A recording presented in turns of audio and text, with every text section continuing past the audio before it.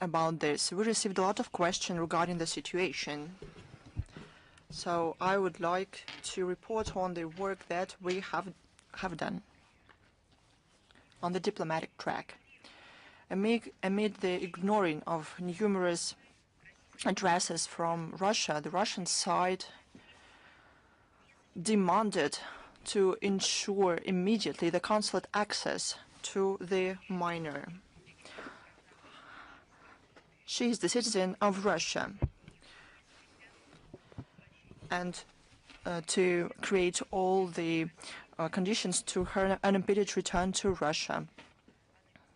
Anna Kuznetsova, presidential ombudsman on the rights of the child, Maria Zakharova, is following the situation.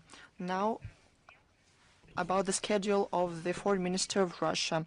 On April 17th of April, the 9th meeting of the foreign ministers of Russia and Central Asia states is scheduled. The participants will discuss the implementation of the agreements following the second summit Central Asia-Russia that took place on October 9th, 2025 in Dushanbe. The participants will exchange opinions on the most relevant issues on interaction between Russia and the Central Asian countries in all region formats. The special attention will be given to security in Central Asia in adjacent areas. They will also talk about the threats of international terrorist groups operating close to our common borders amid the stabilization of the situation in the Middle East. The participants of the meeting will also consider all other topics of mutual interest. I announce those events that we haven't mentioned. They add up to the schedule of the foreign minister. Also, Sergei Lavrov will participate in the municipal forum birthplace is the power of Russia on April the 20th. The event is expected to be participated by more than 7,000 participants from all over the country, as well as by guests from sister cities from the neighboring countries. The panel discussion, Municipal Diplomacy Amid Global Changes in the World Order. The minister will share Russia's approaches to solving relevant international issues. On April 23rd, the joint meeting of the Supervisory Board and Board of Trustees of Gimo University under the presidency of the minister will take place. The meeting will feature the report about the activities of university for 2025, about the goals for the university, including in terms of its participation in the program Priority 2030. Now let's move to the relevant international agenda. I promised you during the last briefing to share you this. These are historical facts. They are well known. I would like to remind you about one more important historical date, April 23rd. We'll talk about it twice today. I am talking about the April 19th, April 8th, old style on 1783. Back then, the Emperor Catherine II signed the High Manifest on accession of the Crimean Peninsula, the Taman Island, and all the Cuban side under the power of Russia. This manifest became an outcome of a century struggle of our country to return the inherently Russian lands. And in line with the federal law number 336 of August 3rd, 2018, this day is declared a memorial day to our history. Under the Russian administration in Crimea, and I mean that historical period that I mentioned in the beginning, Crimea saw deep changes. Slavery was eliminated, state governing system was shaped, fortress Sebastopol was founded. Accession to Russia, I'm talking about our past, gave a powerful impetus to the development of the whole region. The economy, trade, culture started to immediately grow. New cities and ports appeared. The Russian fleet cemented its positions in the Black Sea, ensuring security of our southern borders. How do you like to hear the words about safety of navigation that our country ensures? It sheds a special light to these words, given the current geopolitical realities. We have to value this. Here's a couple of facts. The city of Zaporozhye is founded by the Russian Empire in 1770, Kherson. In 1778, it is founded by the Russian Empire. Mariupol was founded, and I will reiterate, in 1778 by the Russian Empire. Now, for the attention of the new pseudo-historians in Ukraine, when they cancel something, rewrite history. The city of Dnepropetrovsk was founded in 1776, Kryvyi Rog in 1775, Nikolaev in 1789, Odessa, and we'll talk about it today and what is going on there today. It was founded in 1784. Any more comments needed here? This is the history of this land, of these towns and cities. It is not written here as if for the first time. Nothing like that. Everything has history. We have to remember that accession of Crimea to the Russian Empire under Catherine II had even deeper historical roots. In the second half of the 10th century, the eastern part of the peninsula was a part of Tmutarakan Principality, thus becoming a part of the ancient truce. The ties strengthened after the successful campaign of the great Prince Vladimir in 988 against the city of Korsun, Kherson-Stavrichesky, Byzantine. Even there he was baptized and defined the historic path for our fatherland.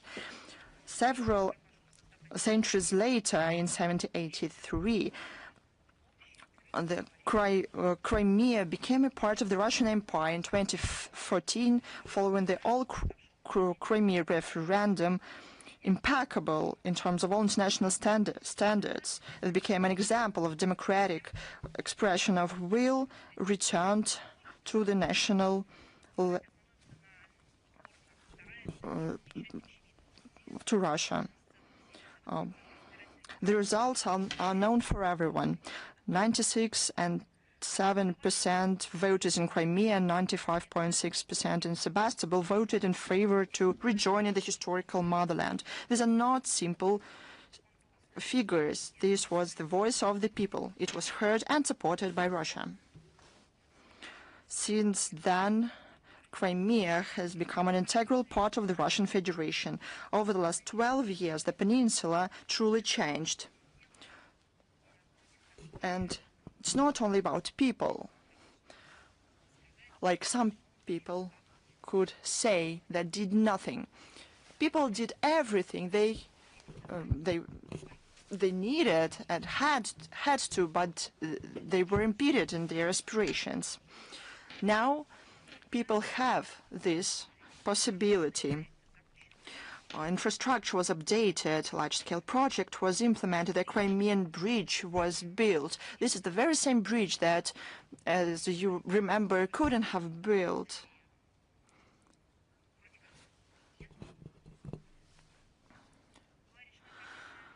Energy supplies was established. Tourist capabilities were constructed. Crimea now again has a name of a tourist center. Today, it is not only a very beautiful part of our planet, it is a dynamically developing region of Russia. To sum it up, I'd like to note that the return of the peninsula is a natural historical process of both Russia and Russia. It was long and difficult. It was blessed by God, and we are following this path together. Now, about truly, I cannot call it nothing but plague in the context of what is going on right now in Ukraine, around Ukraine. But I will also call it a brown plague. The Kyiv neo-Nazi regime continues terror attacks against civilians and civil infrastructure of Russia. The Easter truce declared by the president of Russia was no exception. During 32 hours that it was established on April 11th through 12th, the armed forces of Ukraine violated the ceasefire regime at least 6,500 times. Over the last week, some 200 Russian citizens suffered from the Ukrainian Nazis. At least 172 of them were wounded, including 12 children. 31 persons was killed, including 5 minors. Now, about certain facts. The Belgorod region. On April the 9th, drone attacked in the Shebekino district 9 people in Nezhegod. A 15-year-old girl was wounded. On April 11th, the Grod MLRS and drones attacked 11 private houses. 6 people sustained fragment wounded. The Bryansk region. On April the 9th, in the village of Belaya Berezka, drone killed an 82-year-old local man. On April 10th, in the village of Yurasovo, Neptune missile attack damaged on almost 20 houses. 4 of them cannot be rebuilt. 1 woman was wounded. DPR. On April 9th through 11th, on these very days, right in the run-up to Easter, in Gorlovka, Dokuchaevsk, Donetsk, Dimitrov, Yasenovaya, drone attacks and the detonation of explosives wounded more than 20 people. 3 out of them, including 1 child, were killed. He was 12 years old. The Zaporozhye region. On April 11th through 12th, armed forces of Ukraine attacked various settlements. 3 civilians were killed, 9 wounded. The Krasnodar region. On April the 9th, in the village of Saugdere, following a drone attack against a multi-story house, 1 person was killed, 1 more wounded. On April the 15th, a terror attack against residential houses in Tuapse claimed lives of 2 minors of 5 and 14 years. 2 adults were wounded. Kursk region. On April 11th in Lgov, a drone attacked a gas station. 1-year-old boy was wounded, as well as 2 adults. The Lipetsk region. In Yelets on April 14th, drones killed 1 woman and wounded 5 people. LPR. On April 11th, in the village of Svistinovka, a drone killed the driver of the cargo vehicle. The Kherson region. And on April 9th, in the village of Kostogrizovo, a motor bicycle hit a mine and killing 1 15-year-old boy. On April 11th through 12th, in Ryadansk and Veliki Kopani, the explosive detonated and wounded 3 civilians and killing 1. Russian law enforcers continue collect proof and bring to justice the militants and foreign mercenaries. For terror attacks in the Bryansk region, life sentences were given to a few militants: Alexander Klimevets, Konstantin Gulaevsky, drone operators Andrei Tsit and Sergei Zanich were arrested in their absentia. For terror attacks in the Kursk region, Sergei Doroshenko, Yuri Musienko, and Denis Solovyov and Ivan Forstanov were detained and subject to investigation. For participation in hostilities, 13 years in prison were given to Khabazi, the citizen of Georgia. He is wanted internationally. On April 14th, Berlin was visited by Zelensky for consultations with the German leadership. Following it, 10 treaties were signed.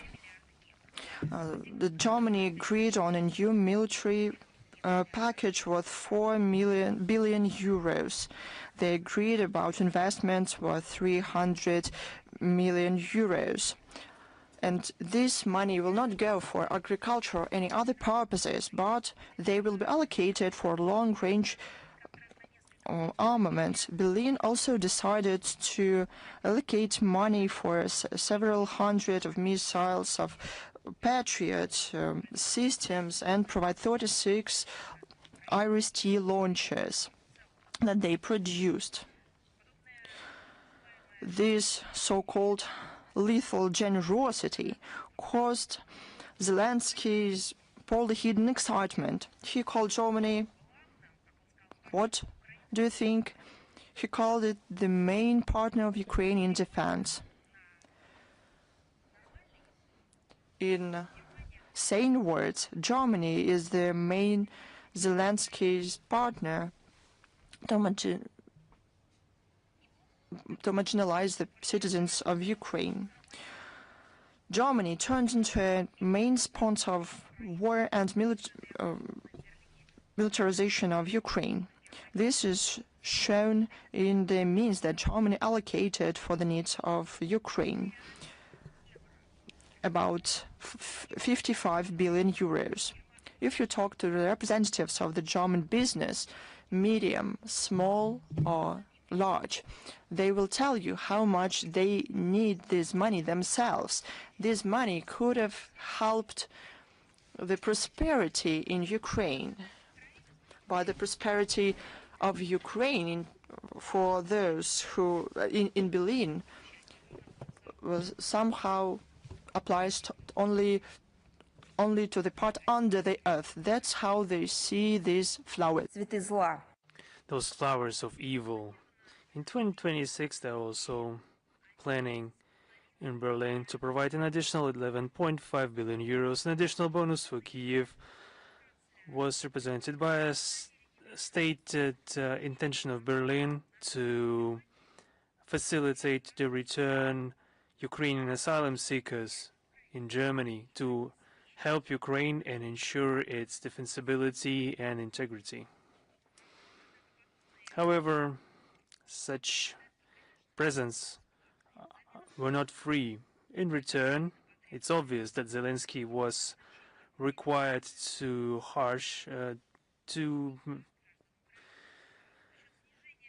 make the mobilization even more harsh, to murder the citizens of Ukraine at the expense of decreasing the age of recruitment and recruiting women, and also at the expense of providing access to natural resources. Agreements with Berlin in regards to the cooperation in exploration of Ukrainian mineral resources was also reached during the aforementioned consultations. This is the blood business at the expense of citizens of Ukraine, not only Ukrainian citizens, by the fact they're providing armaments and funds to militarize Ukraine, and to pay for that, Ukraine pays in their natural resources and in the lives of their own people. Against the backdrop of the colossal twisting of facts, or silencing of facts, or spread outright lies, we see the events that demand another comment, comment about Bucha. The April 2022 cynical false flag operation in Bucha. I would like to point out several facts. On the 3rd of March in Kyiv, there was a congregation of EU representatives dedicated to another anniversary of this provocation. And we mentioned it during one of our previous briefings. And they competed with each other. I mean, the EU representatives, they competed in lying and desire to smear Russia. They provided some alleged details about what had happened. They told stories, imaginative stories, on how the Russian army allegedly was killing people in the street, killing the residents of Bucha, that were killing them in palisades, how people were being burned alive, how they were thrown into sewers, into the this nonsense was spread around and around, and all this information should have created an impression that they knew where the corpses came from, how they were distributed in public places, and why, after the conclusion of the filming, why some of the corpses were moving and breathing. They should have answered this question instead, but they didn't. Why was that? And because this is all nonsense that we are seeing. They continue to hide the real facts from the world community in regards to what really happened there. And why am I talking about some nuances? We are regularly making comments about this, that there's some new information appearing every day confirming that this was a terrible false flag operation, but what's worse, that it's continuing up to this day. It's continuing not only in the absolutely crazed minds of those who were responsible for it, that this false flag continues in even more horrible key. The witnesses of this false flag operation, the living witnesses, they are like a bone in the throat of those who want to hide the truth. In Bucha, the neo-Nazi regime conducted especially heinous forced mobilization with the view to send all the witnesses of those events that took place for their certain death. The very residents of Bucha tried to use any means at their disposal to evade capture of these people catchers. But in this situation, the local recruitment office in Bucha literally was drowned in corruption. A worthwhile thing to note that the visit of European officials in March, there were headlines that the corruption scandals resulted in sending to the front of employees and heads of the local territorial recruitment authorities. So they sent them to the front in the full complement.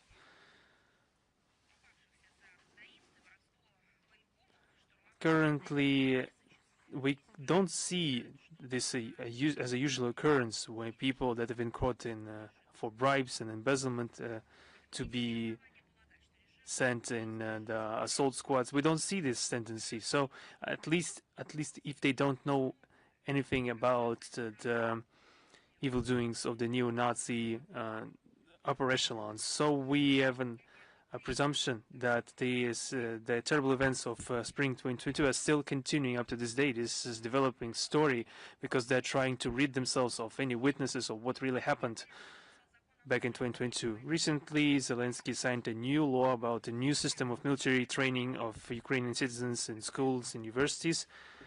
It presupposed the creation of specialized centers of training, which will be obligatory for all school children and students, and they will be trained not by teachers.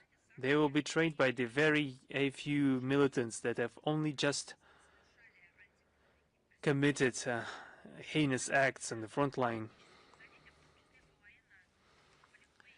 So there will be training exercises on, for example, military medicine and shooting training at shooting ranges. So we're talking about this slow-paced indoctrination of the entire population of the country and turning into a country into a military camp.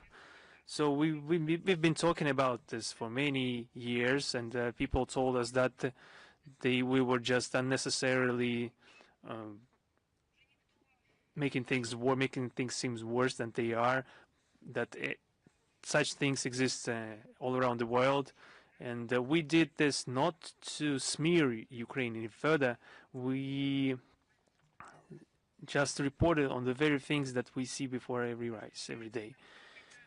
By introducing this project of training citizens in the military corps ever since school, the Ukrainian authorities create a whole system of indoctrination and recruitment of adolescents, which will have far-reaching consequences. Remember about slogans about the Muscovites and whatever. That's the way they were preparing their own population. They were preparing children and adolescents for what's going on right now. When some time has passed, and all those people that received this indoctrination on the part of Kyiv regime by Poroshenko, by Tagnibok, Yatsenyuk, and other personalities, it was their turn to become prey to the territorial recruitment officers, and they were sent not to defend Ukraine. They were sent to protect the terrible money laundering and corruption embezzlement mechanism favoring the Western corruption schemes. And the current fighting generation that is being completely massacred by the Kyiv regime will be replaced by a new one, completely brainwashed and ready for the struggle and the diversionary work. The Ukrainian youth is being prepared to fight Russia for many years in the future, and to fight, and I didn't say it wrong, they have a very long-term plans. Remember the tourney of Zelensky in the Persian Gulf countries? He was offering them a lot. What does he have to offer? He offered the experience of his militants that have been trained in murder, that they have no conscience, no idea of the international humanitarian law or human rights.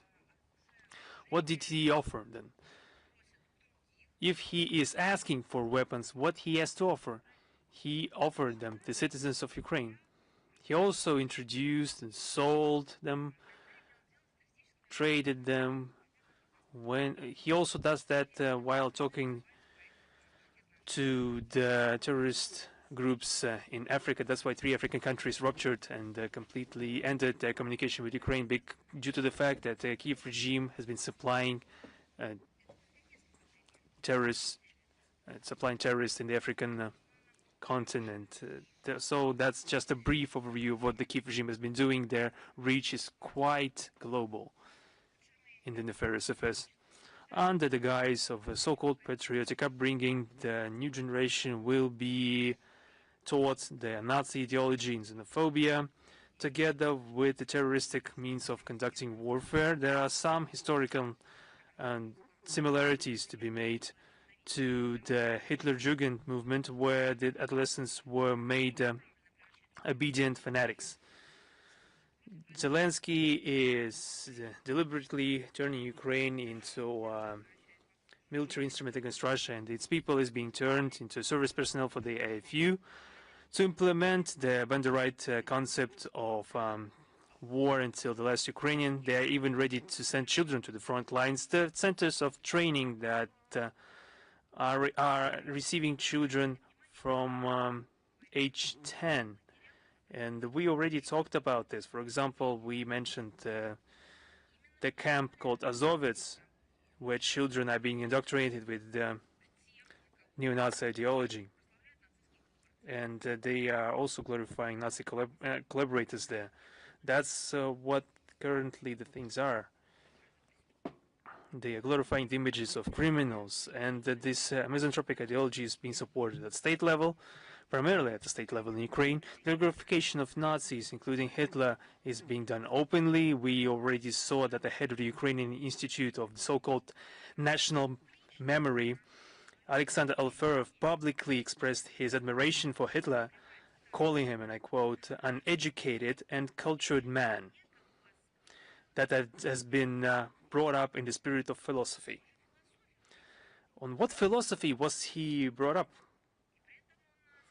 It wasn't clear. At the same time, Mr. Alferov publicly smeared the Russian people and in the spirit of the rhetoric of Hitler and his accomplices. The founder and the head of one of the militarized groups of the Kyiv regime, the so-called Russian Volunteer Corps, Denis Kapustin, in his interview gave a positive evaluation of Nazi ideology and also admired Hitler, claiming that he was a good leader for his people.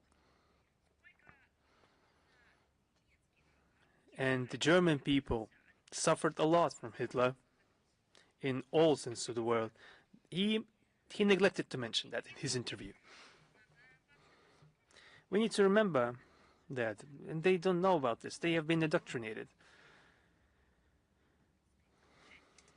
All those participants of the criminal activity done by the Kyiv regime, they should have remembered, and we shouldn't have forgotten, those that have been ushered into ghettos in Germany at the end of the 30s and then 40s. They were German citizens. They weren't criminals that have somehow snuck into the country. They weren't any sleeper cells or saboteurs. They were citizens of Germany, of their own country. So Hitler has done a lot for his country. So that's just a brief comment on that. We are mentioning this almost every time. Together with the ideological indoctrination of the Rome population, the Kyiv regime, according to our data, is broadening the scopes of the information propaganda campaign to form the twisted image of Russia among the world community, to grow anti-Russian sentiments. They are focusing on the promotion of utterly false ideas, on the attempts of Russia to rewrite history. Is it us who is trying to rewrite history? Is it really that? Is it really the case? They're also accusing us of trying to destroy the language and cultural identity of the Ukrainian people. How would we want to do that? What are we doing to be accused of that? They're also saying that, according to the information that characterizes the plans of these ideologues, they say that we are trying to forcibly Russificate the residents of the new regions. So we're trying to Russify the people that have been speaking Russian their entire life and were voting to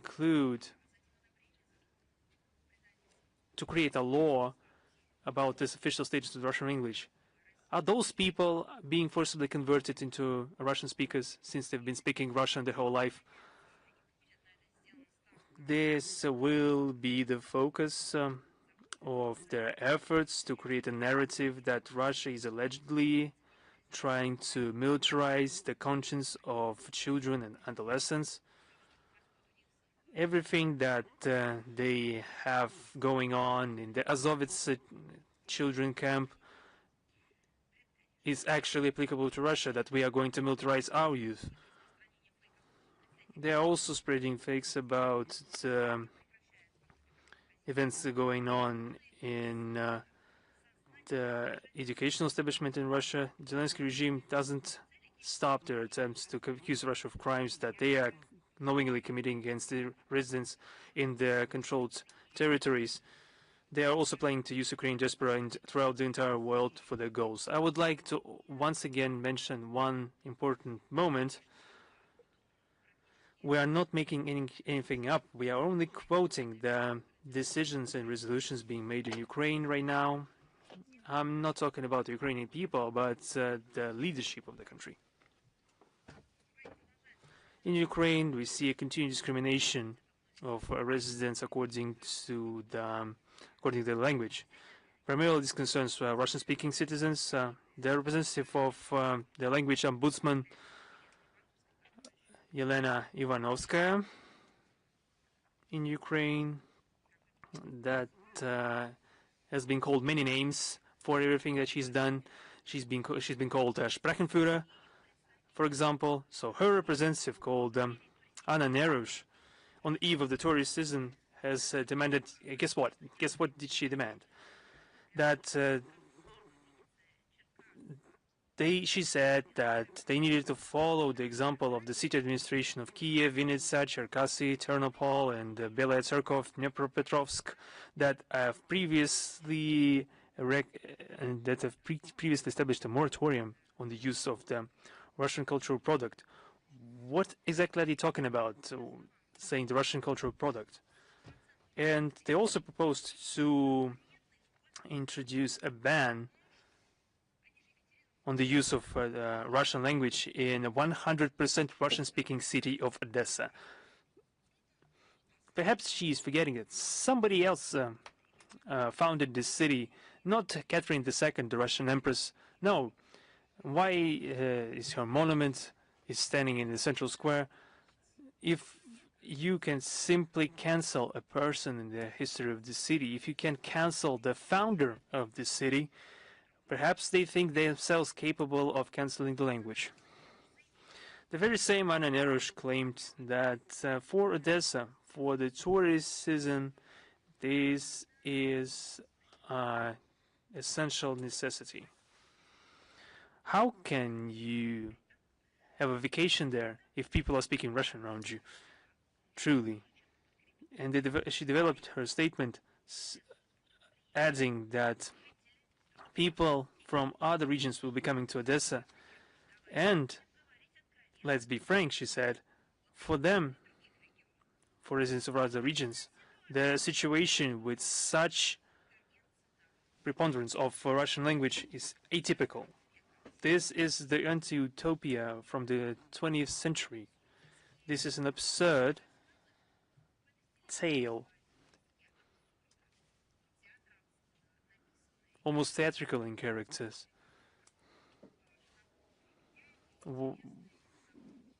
Throwing us back to the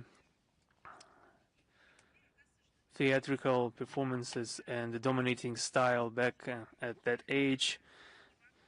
So the representative of the Sprachenführer, Madame Ivanovskaya, is very concerned about the vulnerable mental state of the residents of the western regions of the country that are suffering and cannot stand Russian music or see the announcements of Russian performances, even if everything was made in Ukraine. And I would like to remind everyone that Article 10 of Constitution guarantees, and I quote from their own Constitution, the supreme law, and a direct quote is that it guarantees the free use and protection of the Russian language. At the same time, the opinion of people in Odessa who are used to speak their native language, the Russian language, to develop culture in the Russian language, is of no concern to the Kyiv regime. An absurd idea was expressed in the address to Vladimir Zelensky, the language activist Sviatoslav Litinsky. He was outraged by the Russian obscene words in Lvov. That is a common place there. I would like to warn you. So, Sviatoslav Litinsky, one more time, was outraged by the Russian obscene words. Oh my God.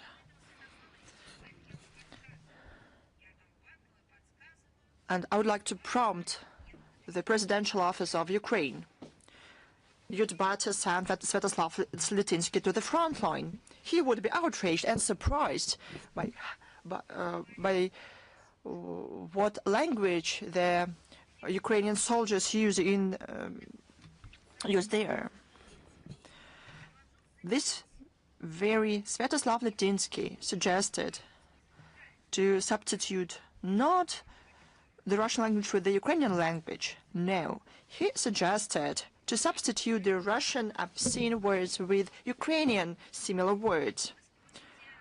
You'd ask, where one can learn them. And I'll tell you, there are none. But the Ukrainian Rada should have a commission or a special committee and appoint the envoys to work out these words that would substitute Russian obscene words. This is worse than absurdity. No one says that obscene words are something good. No.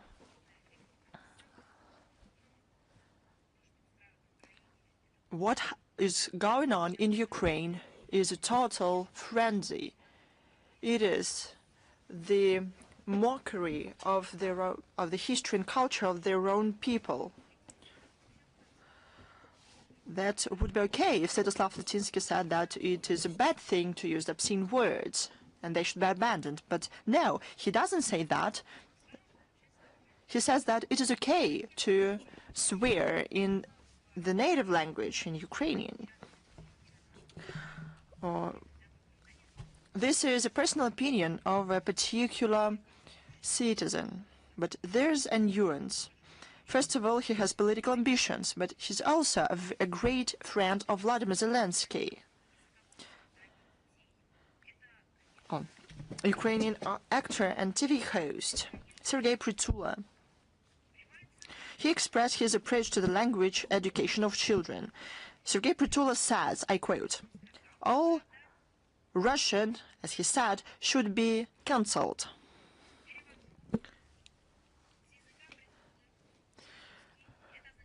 From the he continues, not to let it grow, because sooner or later it will kill. What does this mean? It will kill. The Russian language is going to kill the person who's speaking it. Probably he should have followed up on his idea. Or the Ukrainian soldier is going to kill you, but this is another issue, it's another problem, another tale, so to say. That is my duty as a father to educate my child, he said. Every child in Ukraine should know, avoid Russia, or help somebody else to avoid Russia, support the ban on everything Russia, because, he says, this is your path to survival. End of quote. I would say that this is the logic of a barbarian, but I would not want to insult barbarians. They did not deserve to be compared to Mr. Prytula. But there are people who I would like to compare him with. First of all, this is the youth policy and those who implemented it in the Third Reich. There was a policy called Deutsch Denken und Deutsch Handeln. In German, in English, it's to think German and to act German. For a child, for a person who live in some social and language space, it would be okay to say that our country belongs, our family belongs to this or that culture, language, or religious culture. But this was not the culture to preserve their own identity. This was the policy to destroy the cultural identity and national identity of other peoples. This is something to remember. One more important thing. When they spoke that, when they said think German, act German, they did not mean the great German culture, poets, composers, painters, architects. No, they meant something else. They meant the Nazi mindset and human hatred ideology. That's how people should have thought. at the same time, Ukraine sees more discrimination of the Russian language in medicine under the motto "No language, no treatment." Here's quite difficult information to understand, to grasp. Now you can understand who is considered to be patients there. During the previous briefing, we talked about outrageous fact of non-providing medical aid if it is asked for in Russian. Everyone understands this, ask for help, but it is prohibited. One such case happened to a young woman who tried to call ambulance to her father with a stroke, but operator refused to take a call until she spoke in Ukrainian. Probably the Hippocratic oath in Ukraine exists only for the Ukrainian-speaking patients. Second case happened in March in the private clinic in Lvov, where a Russian-speaking patient was denied appointment. The response of the representatives of the Kyiv regime is of note. The president of the Lvov Regional Council, Yuri Holod, called it, what do you think he called it? That it is an outrageous, anti-humane, shameful fact that should have been washed away, that the ombudsman on human rights and public activists should be involved. No, he said the opposite thing. He called it, and I quote, an example of resilient, of a mature and socially responsible Ukrainian business. And Yelena Ivanovska thanked the employee in the Lvov clinic, noting what her trait? Resilience in the situation of the pressure.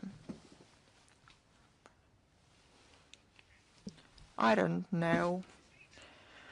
There's only one thing left to be done to establish an award and to give it to everyone who speaks English, who speaks Ukrainian, only Ukrainian.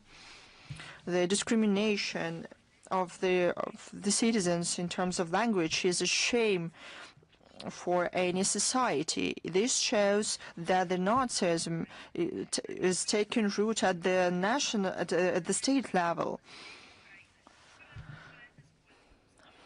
However, the overwhelming majority of the people in Ukraine continue to use Russian in daily life. Vice Premier on Humanitarian Policy, Minister of Culture Tatiana Berezhnaya stated with bitterness that the Russian language content is watched about 71% of the people in the country. The teenagers listen to the Russian language music, watch video in the Russian language. However, the officials of Zelensky refused to recognize that the Russian language is not only popular, it is native for millions of people in Ukraine. They make up stories that Russian is popular in Ukraine simply because of the algorithm in the social networks. And there are no high-quality Ukrainian alternative. They're going to come up with Ukrainian swear words, and that will be a start of a new era. We'll see how fast the draft is taking place in Ukraine. This shows how cynical and inhumane are the attempts of a number of neo-Nazis that usurped their power in Kyiv to change with force the language identity of people in the country. At the state level, not only do they deny the historical right of people to use the Russian language enshrined in the constitution, they essentially call people second-rate people. The president of Ukraine said that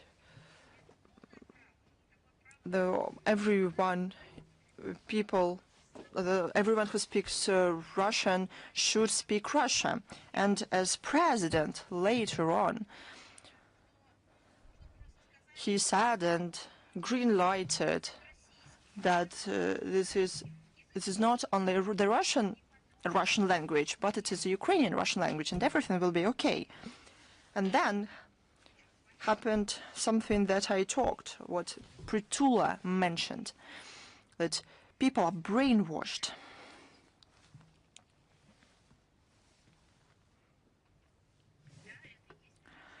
Indeed, this is following suit the Nazis in their manner of actions. During the occupation of Lvov, there were signs on shops, hospitals, trams. Do you know what? For Germans only. But what now? The ideology is the same. It seems to me that the students surpassed the master. Hitlerites abused somebody else's population. The Kiev regime abused their own people. These facts and all the facts that we are going to talk about today confirm the relevance of the goals to denazify and demilitarize Ukraine and to remove the threats coming from its territory. All of them will be achieved, as the Russian authorities said many times. Yesterday, on April 15th, the Berlin saw the 34th meeting of the so-called contact group on defense facilitation to Ukraine. It took place online with the participation of the defense minister of Ukraine, Mikhail Fedorov, and under the presidency of his German and British counterparts, Pistorius and Healy. The head of Pentagon ignored the meeting. The commander of NATO forces in Europe, Alexis Grinkevich, was absent too. The tone of the discussion was set by Mark Rutte. He insisted on providing additional $60 billion. Any means from the EU loan to support Ukraine should be an addition, Rutte said, to what allies provide on the bilateral basis. At the same time, he talked about uneven distribution of expenditure on Ukraine among member states of the alliance. These are seemingly fairy tales for children that describe an attempt of the evil to prevail, but this happened in reality. What he said, I quote, "This is indeed a problem. A few countries bear the most of the burden. We should solve that. Support of Ukrainian struggle is important as ever," he said. His calls did not widely resonate with those in presence. Only few of them hurried to provide more money for the growing appetites of the Kyiv regime. We named the surnames, established that huge money is laundered through the presidential office and goes back to those countries. And more Ukrainian people are going to be killed on the front lines. Only those who were called frenzied hawks, who want to prolong the conflict and escalate it, responded. For example, Norway. It has always supported human rights. They decided to allocate more than £500 million for drones for Ukraine and £150 million pounds for logistics. The Netherlands promised to procure drones worth more than 200 million euros. Great Britain confirmed their aspiration to provide Ukraine with 120,000 drones. How are they going to be used? People in Great Britain don't tell people in their country how these are used to kill civilians, teachers, doctors, medical workers. They don't tell how children are killed and maimed. This is not shown on TV. BBC, for some reason, did not make any film how these drones or weapons supplied to Kyiv are used to kill civilians. I remember very well how BBC was concerned with a very critical issue of football hooligans, as they called them, who behave badly sometimes and inappropriately. They cared about this very much, how the situation with this is in Russia. They made a film about it. They were outraged by everything in Russia. They didn't like anything. We held the Olympiads badly, and so on and so forth. But I would like to ask the BBC TV channel, where's your high standards about human rights, freedoms? Where's what about the humanitarian criteria on human rights standards when it comes to the behavior of Ukraine? Probably it would be good to make one story about this. The British weapons are supplies to Ukraine. Yet again, Great Britain reconfirmed their aspiration to provide Ukraine with 120,000 drones. Only over this Easter week, a lot of people were killed with the use of these very drones. There's a funny thing. When we were talking about Zelensky's journey in the Middle East, what was he offering the Persian Gulf states? Of course, UAVs. He told them that Ukraine had so many beautiful Ukrainian UAVs, and as soon as they concluded a contract with him, they will immediately win. But it turns out that it is the UK who supplies Zelensky with UAVs. Very interesting turn of events. In the Western arrangement, Belgium, Canada, Estonia, Belgium, Lithuania, Estonia, the locomotives in regards to the economy, not suffering from any demographic issues, of course, are intending to contribute additionally to the implementation of the PURL initiative for Kyiv. So those four countries, namely Belgium, Canada, Lithuania, and Estonia, have probably exhausted all the important items for the agenda, and only the contribution to Ukraine is left to accomplish all their goals.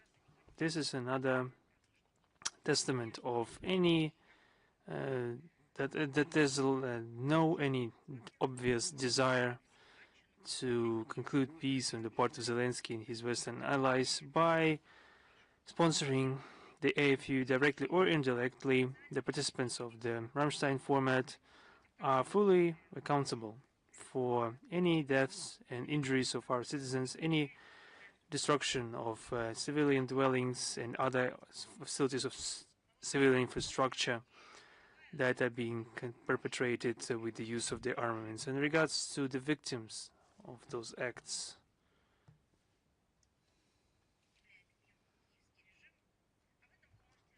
you can hear about this in detail if you participate in the briefing a quarterly briefing of the ambassador at large of the Ministry of Foreign Affairs of the Russian Federation, Rodion Miroshnik. That will take place on 24th of April this year at 10 a.m. in the MFA Press Center. You can join through online format. It will be dedicated to the crimes of the Kyiv regime against the civilian population of the Russian Federation. And this will be covering the period from January to March this year. This will be conducted in online format. The broadcast will be done in the web portal of the Russian MFA and through our official media accounts. It will be interpreted into different languages, into English, French, and Spanish. And for journalists wishing to get accredited, we will be placing links, corresponding links in the text of our briefing. We see the midterms in the US approaching, and we have certain omens, certain in regards, for example, if there was snow, that the summer will be cool, and if the spring is sunny, the harvest will be rich. So there are some premonitions and omens, and we have gathered dozens of them throughout the recent decades. If the elections in the US are approaching, no matter the presidential or Congress election, what should one expect? One should expect a statement accusing Russia of alleged interference into those elections. And the second premonition, in development of the first one, there will be surely talks. Just wait, just wait. And we already heard the first precursors of this on regards to some alleged cyber attacks, the favorite subject of them. So the midterms are approaching, and in Washington, I think at the behest of the deep state, we see once again the favorite narrative called blame the Russians. They have launched the very familiar narrative that we hear from 2016 on, that this is a very old record. This is a very that has been played too many times, and once again we hear about cyber attacks linked to the hacking group FancyBet sponsored by Russian special services. It's just a clear indicator, because the election campaign is about to start for the November elections to Congress. And this is not a deja vu, it's powerful premonition of the United States. We see as the statements of the United States about some malicious operations of Russian special services and information state as démarche that is reproducing the standard Russophobic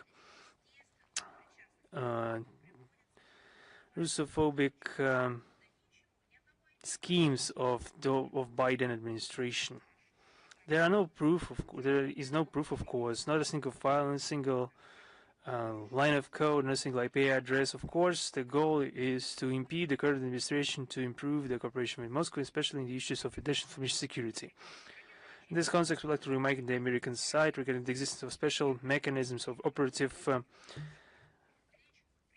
contact to clarify the sources and the circumstances of computer attacks. We are talking about the global intergovernmental registry of 24/7 contact points of the UN, where the US participates along with other 120 countries.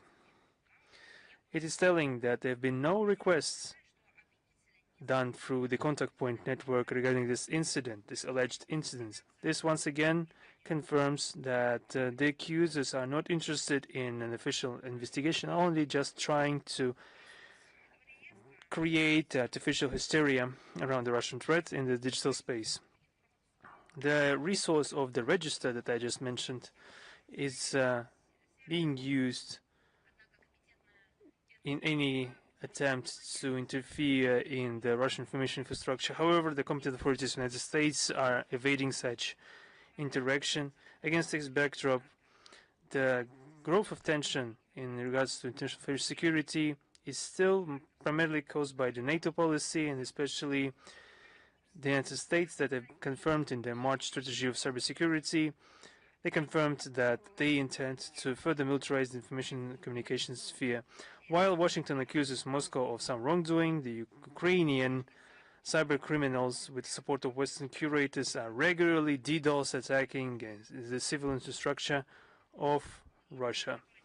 And another piece of news that is truly shocking coming from Serbia, we have noted with indignation the desecration of memorials to the perished Red Army soldiers in the towns of Kragujevac and Požarevac, and also we heard about the vandalization of the bust of Georgy Zhukov. We knew for decades, we've always known that the people and the authorities of Serbia are respectful about the memory of those who have died fighting the Brown Plague. We are convinced that this hasn't changed, and such incidents are just some thugs that have no idea about the heroic history of the Soviet and Yugoslav brotherhood that have helped to destroy Kyiv, the Hitlerite war machine. I saw that the Serbian law enforcement agencies have started investigation, and we hope that this will honor the memory of those who have fought shoulder to shoulder against the Nazis. Another important date is upcoming. On the 18th of April, we will be marking the 65th anniversary of the Vienna Convention on Diplomatic Relations, which has become one of the main sources of modern diplomatic law. The convention was adopted on the 18th of April 1961 as a result of the UN conference. The conference lasted for 5 weeks, and the convention that resulted in from this conference is in a collection of the world experience of diplomatic conversation gathered through centuries. It's an example of the systematization of the corresponding practice, which is testified by the participation of almost all UN members in the convention. The recognition was also paid to due recognition was also paid to the to the Soviet delegation led by Grigory Tunkin, a prominent Russian legislator and specialist in international law. One moment, please. The convention was a foundation for the development of other key international legal instruments in the area of foreign relations, including the Vienna Convention on Consular Relations of 1963, the Convention on Special Missions of 1969, the Convention on the Missions of States in the relations with International Organization of Universal Character of 1975. 2 years ago, at our behest, there was a convention site on the legal status of delegation being sent into the CIS countries that was also modeled after the Vienna Convention. Russia has always viewed the 1961 Convention as one of the very important applied instruments of international law, and its 65 years of operations became a foundation for the work of all diplomatic missions around the world. And we would like to separately mention the preamble of the convention with the following thesis, that it is serving to contribute to the development of friendly relations among nations irrespective of the different constitutional social systems. A bright illustration of the worldwide recognition and relevance of the convention is the fact that despite the difficult geopolitical situation, not a single country yet has stated that they intend to leave this universal agreement. On the contrary, the number of states that have joined the convention has grown threefold in the recent years, from 61 to 193. With that, in the recent years, we have forced to state that the number of cases where some actions of countries taking in favor of some short-sighted national interest with them in mind are running contrary to the spirit and letter of the convention. And this primarily concerns the countries that have done unfriendly actions towards Russia, that are more and more frequently violating their obligations according to the convention in regards to the limitation of the number of the complement of the diplomatic missions, the protection of the dwellings, the respect of the person, and the dignity and the right for freedom of movement of Russian diplomats. Especially, we have to mention that regard the countries of the European Union are gross violation of this convention, and also they have grown accustomed to unjustifiably deprive people from the privileges and immunities, and they have been rejecting providing good environment for the work abroad. At the same time, trying to justify some extraditions of our diplomats, they have been regularly abusing separate provisions of the treaty, especially the rights of the states to declare a person in some extraordinary circumstances a persona non grata. They sometimes are seizing diplomatic property of the Russian Federation. For example, we saw such examples in the United States of some properties being seized.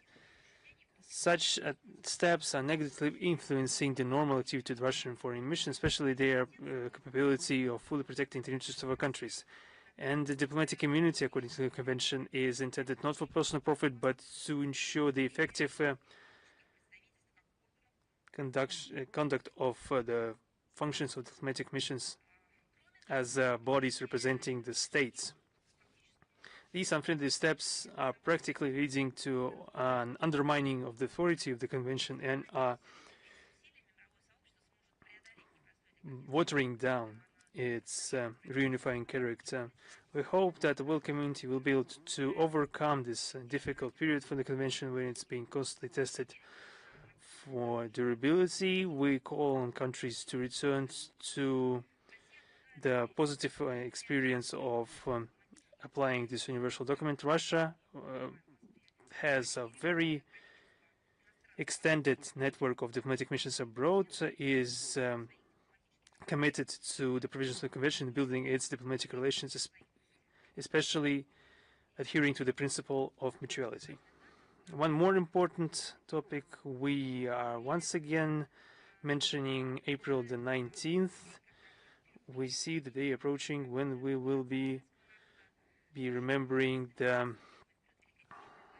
we will be marking the day of remembering the victims of the genocide of Soviet people that has been committed by Nazis and their collaborators during the Great Patriotic War in 1941-1945.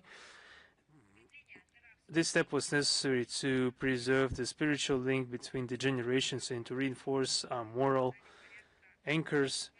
According to different data, around 18 million Soviet citizens have fallen victim to the heinous acts of Nazis in the occupied territories, and the memory of those perished is sacred for us.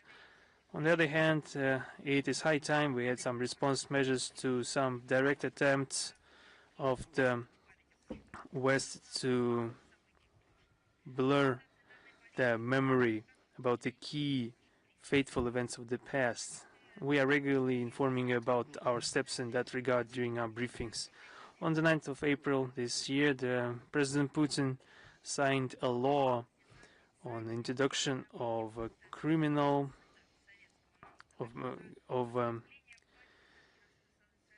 making rejection or approval of the facts of genocide of the Soviet people a criminal offense. The same goes for the offending the memory of the victims of genocide of Soviet people and desecration of their memorials in the Russian Federation or abroad. In 1943, the Presidium of the Supreme Council of the USSR issued the law number 39 regarding the measures of punishment for the German fascist villains that have been culpable of murder and torture of the Soviet civil population and captive Red Army soldiers, for spies, traitors to the motherland among the Soviet citizens and their accomplices. This document has become a basis for the very important work to determine and investigate the crimes against the peoples of the USSR. In November 1942, the Supreme Council of the USSR has created the Special State Commission on the Determination and Investigation of evil deeds of German fascist invaders and their accomplices and the damage they've caused. There have been around 250,000 testaments on the crimes of the occupying forces, and there have been 56 reports on the malicious acts conducted in territory of the USSR. According to information, just think of it, 1,710 towns and villages and large villages, around 70,000 villages were burned, and the 6 million buildings were destroyed. 25 million people were left without shelter. This is a veritable catastrophe, and it shouldn't be repeated anywhere in the world. In a corresponding note of the People's Commissar of the Foreign Affairs of the USSR, Vyacheslav Molotov, of April 27, 1942, entitled regarding the monstrous deeds, acts of violence of German fascist invaders in the occupied Soviet regions and the accountability of German government and command for these crimes, addressed to the UK's ambassador to the USSR, Mr. Archibald Kerr, clearly characterized the Nazi Germany policy in regards to the peoples of the USSR. In particular, it was pointed out that the plans and orders received by the German imperialist invaders presupposed complete despoiling of the population of our countries, complete destruction of cities and villages, the capture of land, slave labor, and the forcible capture of population to be brought to Germany for forced work, the liquidation of the Russian national cultures of the people of the Soviet Union, the extermination of the Soviet population, POWs and partisans through bloody violence and mass killings of Soviet citizens. One more example, in the Leningrad City Commission Act in regards to the damage committed by the German invaders during the war and the blockade. There have been official facts established that the German invaders, in violation of the International Convention, consciously exterminated the peaceful population of Leningrad. And when we're talking about genocide, how is it different from murder, of different cruel acts in this conscious effort and the planned character of the extermination of the civilian population? Так вот. These documents said that the extermination of the civilians in Leningrad were killed through a hunger siege, exterminated by bombings and artillery shellings. The German artillerists, I quote, with unprecedented cynicism and violence, shelled public places, the most populated intersections, tram stops, parks and gardens. I read these lines about those events that happened 85 years ago. Do you know what I see before my eyes? The shellings of Donetsk, the cities of Donbass.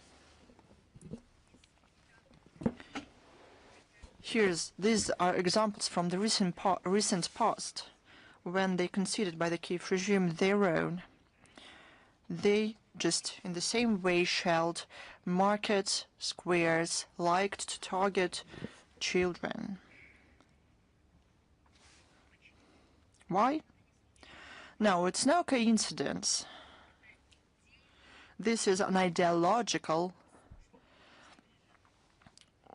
heritage of the Nazi ideology by the Ukrainian fighters. These facts are regularly brought up, including our today's briefing. On October 20, 2022, St. Petersburg City Court ruled in favor of the General Prosecutor's Office of the Russian Federation and recognized the siege of Leningrad by the occupation authorities of Germany and their accomplices in the period of September 8, 1941, until January 27, 1944, a military crime, a crime against humanity and a genocide of national and ethnic groups comprising the population of the USSR, the peoples of the Soviet Union, end of quote. The entities of the Russian Federation have 34 such court rulings. At the international arena, Russian MFA systemically work for the international recognition of the genocide of the Soviet people. Relevant wordings exist in the CIS and CSTO documents. The idea about the genocide of the USSR peoples was reflected in the statement of the Group of Friends to Protect the UN Charter at the meeting of the UN General Assembly in remembrance about the victims of World War II on May 7, 2025.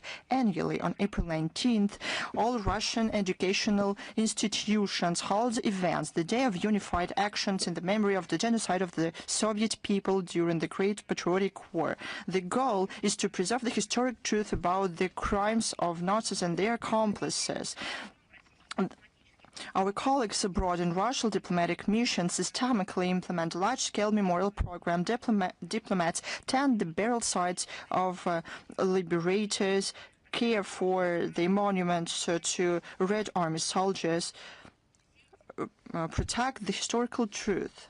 And over all these years, with a special feeling, warmth and care, they have supported they have maintained ties with our compatriots abroad, with children, victims of concentration camps, not only with our veterans, but with the veterans in various countries who fought with our soldiers back then. All of this is easier to be accessed at the MFA accounts and social networks.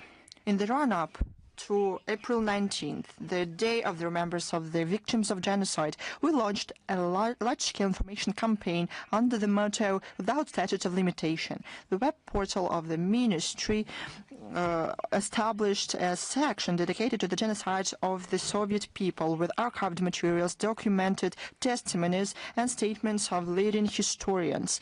The resources of the ministry almost daily publish unique, detailed historical materials with fact and references to archived documents speaks about various aspects of the genocide committed by Nazis and their henchmen. I can also announce that on April 19th, Sergei Lavrov, we will publish the address of Sergei Lavrov dedicated to this day. Under the Convention of the UN Convention on the Prevention and Punishment of the Crime and Genocide, genocide is acts committed with intent to destroy in whole or in part a national, ethnic, racial, or religious group. This notion includes 5 key categories: killing members of the group, causing them serious bodily or mental harm, imposing living conditions intended to destroy the group,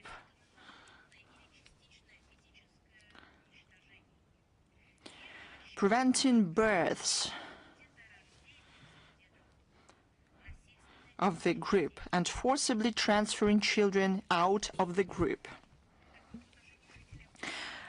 Against the people on the occupied territories of the Soviet Union, Nazis and the henchmen and collaborationists used all 5 officially classified forms of genocide.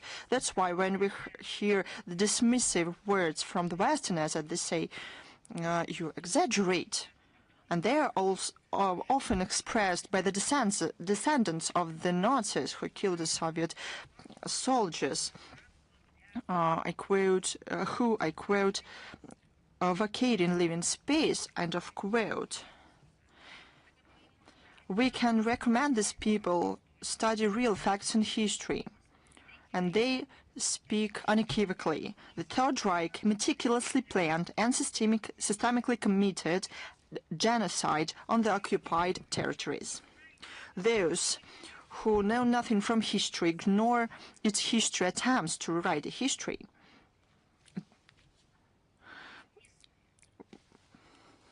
I would like to ask them to remember an appropriate smiles of the then German Chancellor Olaf Scholz about the genocide against the people in Donbass by the Kyiv regime. Do you remember early 2022? The lawyers will have to work a lot. The proof that the Kyiv regime destroyed Russian and Russian-speaking people are numerous. But the history already pronounced its verdict to these people from the Presidential Office of Ukraine. In addition to the information efforts we make, we sent out to other foreign ministries diplomatic notice about the new memorable day in Russia, outlining its importance to our people in context of preservation of the memory of victims of World War II. Similar notes were received by foreign embassies in Moscow. One more important report. On April 9th, Malalume, the Republic of Zimbabwe, saw an official ceremony of giving to the Zimbabwean side food aid. 352 tons of peas and 117 tons of sunflower oil provided within the Russian contribution to the World Food Organization program of the UN through Russian EMERCOM. Such facilitation is aimed at expanding possibilities to provide food and protect the most vulnerable groups of the population. This is the foundation for the food security for African states. On April 15th through 23rd, the Mendeleev Olympiad is taking place in Moscow. This tournament is unique because it dates back to all USSR Chemical Olympiad and continues its traditions and enumeration. The last year, the Olympiad was hosted in the CIS countries, China and Brazil. The organizers of Olympiad are the Chemical Faculty of Moscow State University and the Andrei Melnichenko Foundation since 2017. This year, Moscow is visited by teams from more than 35 countries. Russia is represented by a team of 15 school children selected from the winners of the All-Russia Olympiad on chemistry. This Olympiad is a unique opportunity for talented children to unlock their potential. We hope that it will help deepen international educational interaction for the interests of the whole humanity. One more announce. On April 22nd, the International Media Forum Russia-Turkey will take place. It will be organized by the Union of Journalists of Moscow with the facilitation of the Gorchakov Public Diplomacy Fund. It is titled Russia-Turkey 105 Years and Counting. The program will include a plenary session titled Russia-Turkey Political Dialogue and the Public Context of Partnership in the 21st Century, and other sections on humanitarian cooperation, international relations, digital media transformation, cultural exchanges, scientific and educational projects, and youth initiatives. We wish all the participants fruitful work and interesting discussions for the benefit of strengthening our bilateral relations. And April 22nd through 25th, St. Petersburg will host the forum, International Forum of Overseeing Bodies and Public Sector. The aim of the forum is to promote initiatives to increase the quality of state-public partnership and international cooperation of the competent bodies, financial institutions, and non-finance organizations. The forum will discuss a lot of topics, new approaches and technologies used by the systems of internal control on due check of clients, data storage, risk evaluation of money laundering, financing terrorism, financing of weapons of mass destruction, proliferation, as well as the use of other preventive measures, risk-oriented approach in overseeing activities, identification of beneficiary owners,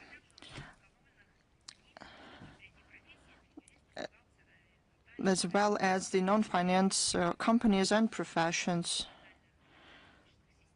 the development of expert potential of the specialist of national anti-money laundering systems, strengthening of international cooperation of overseeing bodies in expanding possibilities to exchange the data. Within the forum, we also plan to hold a round table of representatives of the national bodies of bank overseeing and units of finance intelligence, consultations of the competent bodies of the 5 member states, learning about the work of the Center of Sberbank Compliance Center. There's necessity of interaction between the competent bodies and representatives of the organizations in risk evaluation of money laundering, terrorism financing, proliferation and weapons of mass destruction, as well as the belongs to developing international standards, evolution of risk of money laundering and financing terrorism. Interest is seen in the growing number of participants and their geography. This year, representatives from the Middle East, North America, and other parts of the world are expected. The working languages of forum will be Russian, English, Arab, and French. There's one more important piece of information. In the National Center of Russia, with the support of the presidential administration of the Russian Federation, will host the future of the world, the future of the new platform for the global growth. Now, an open dialogue is an international platform to discuss the future of global economy, uniting the recognized experts and those who wishes to present their vision for the future of the global order. The initiative was supported by the President Vladimir Putin. During the application period to the second open dialogue, more than 1,600 works from 100 countries in the world was received. They were written on 4 topics: investments in people, environment, cohesion and technology. Following the competition, 100 authors were selected to participate to the event in Moscow in person. Deputy head of the administration of President of the Russian Federation, Maxim Oreshkin, will attend the second open dialogue. The event will also feature ideas of the essay authors, lectures of international speakers, and busy youth and cultural program. The link will be available in the text of the briefing. I'm ready to answer your questions. Is the International Affairs with us? Good afternoon, Madam Zakharova.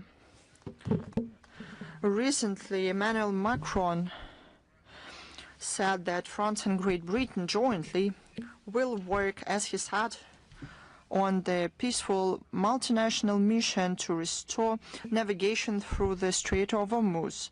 But this mission, as he says, won't have anything to do with the sides of the conflict. What can you say about this initiative? In my opinion, we can establish as a separate section the ideas of Macron. We can and comment on them regularly, because it is not the first time that I have to answer the question what the ideas of the President of France are about the establishment of coalitions, missions, and so on. No regional crisis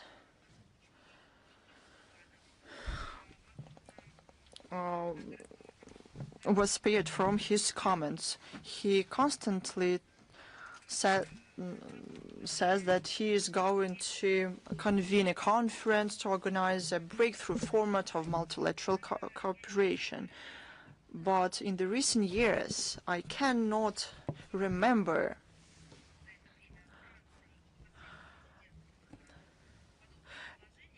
any of his initiatives lead to practical results or real changes, so that they help anyone or anything, for example, to settle a conflict, or at the very least to significantly decrease tensions. The ideas are numerous, but in reality we see something different. That's what we can say. We have a lot of questions. Paris imitates a lot of activities, and they want to create the visibility of the activities, the impression that they act.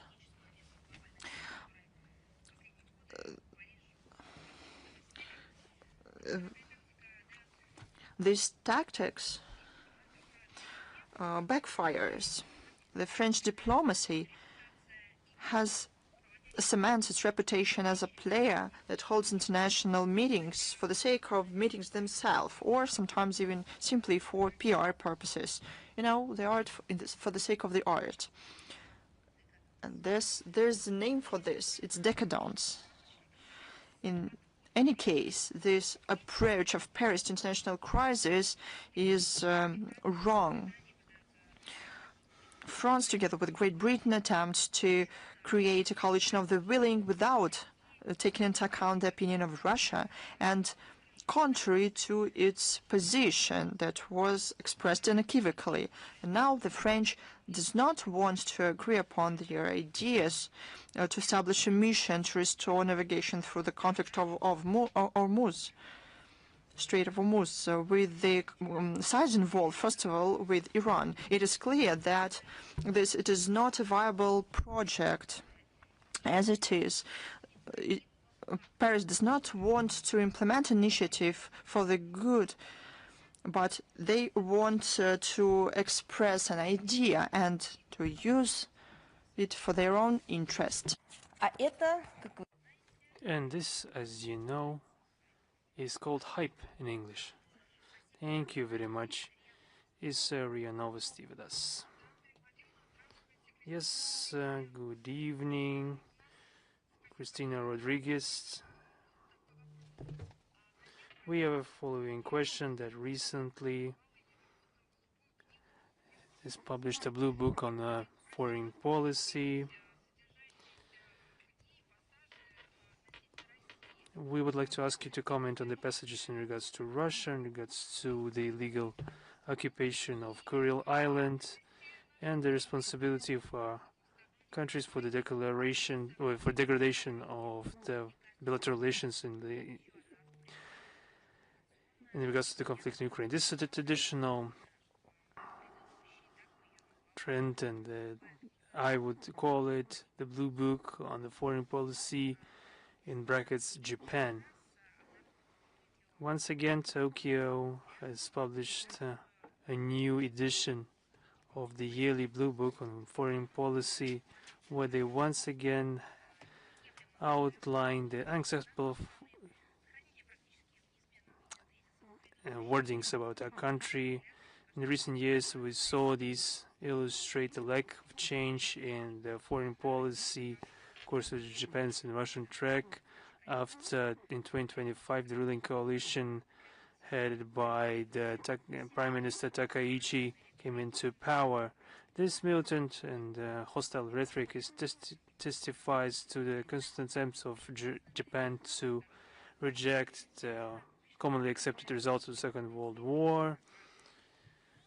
They are always citing some perceived threats emanating from Russia and other countries, neighboring states. Tokyo thus is trying to justify their own steps to have a speedy remilitarization of their forces, and this is fraught with serious risks for the stability and prosperity of the region. I would like to underline once again that South Kuril Islands are an intrinsic part of the Russian Federation. They have been